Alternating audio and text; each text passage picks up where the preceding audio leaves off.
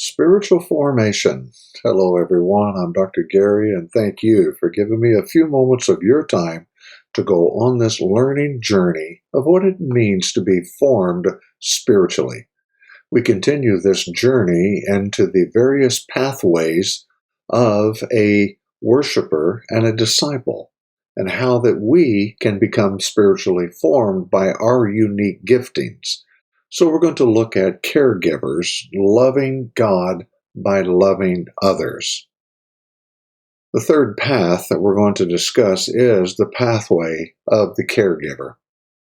These are people who like to love God primarily by loving others. It's when they reach out and care for others that God seems so real to them.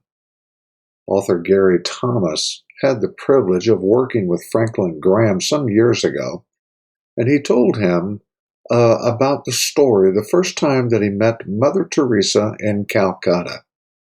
He was traveling with Bob Pierce. At the time, Franklin Graham was president of Samaritan's Purse. Bob Pierce was working with his own organization. Together, these two men represented tens of millions of dollars that was dispersed throughout the world to care for various needs. When they showed up to meet Mother Teresa, she was in the last stages of caring for a man who was dying of leprosy. And the sister who went back to announce Franklin and Bob's presence came back to these two esteemed Americans and said, she can't come out until the man she's caring for dies. In fact, one of the most poignant pictures of Jesus in his care was when he was on the cross. Here, he has the weight of the world's sin hanging on his shoulders, being tortured, feeling that he had been abandoned by his Father in heaven. And yet, in the midst of that terrible situation, in the midst of immense suffering, Jesus looks down and sees his mom. As the oldest son with Joseph, now dead, as the oldest son, Jesus was responsible for caring for his mother. And now he is about to leave the world.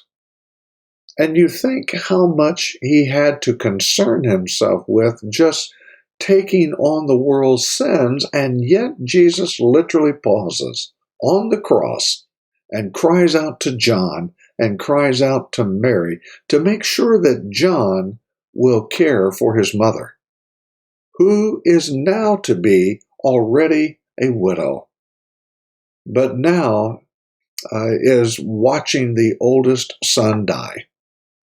And this act of caring, how in the midst of saving us, in the midst of creating salvation for all who would believe, Jesus was still focused on caring for a widow who needed that care. Well, that's where caregivers' heart goes. And that's why when we were told that that's a religion that God finds acceptable in James chapter 1:27, religion that God our Father accepts as pure and faultless is this: to look after orphans and widows in their distress and keep ourselves from being polluted by the world. It's what the early church lived out. And it begs the question of, what is our church doing? When caregivers care for others, God seems so near to them.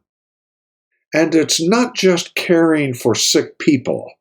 It might be those that like to prepare meals for others. It could be fixing a car, volunteering on a rescue squad, watching children, researching a cure for a disease, building a church building, or repainting a mission house, or something like that. It's just that sense of when their hands are busy and they're meeting needs in Jesus' name, God seems so clear to them. And again, all of us are called to give care at various times and in various ways. But what marks a caregiver, as their sacred pathway, it's what would deplete many of us, is what feeds them spiritually. It gets them all excited about the Lord. That's the caregiver. Well, thank you for giving me a few moments of your time on this learning journey of what it means to be formed spiritually. I'd be so appreciative if you would share this content on your social platform to let others know about this opportunity of growing in all things spiritual formation. Well, until we can meet again, we bid you Godspeed. Bye for now.